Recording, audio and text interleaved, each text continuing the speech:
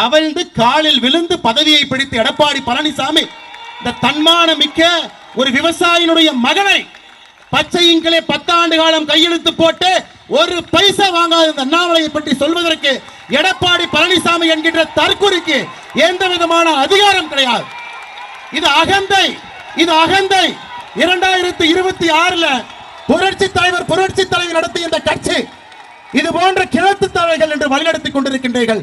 தூக்கி எறியப்படுவீர்கள். 4வது இடம் கூட கிடையாது.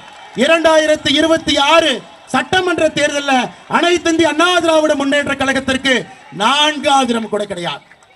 இன்னைக்கு ஒரு உண்மையை சொல்றேன்.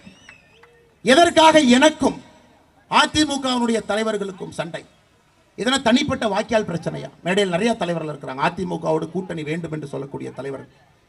எனக்கும் அதிமுகவுக்கும் வாய்க்கால் பிரச்சனையா? நம்முடைய கூட்டணியில்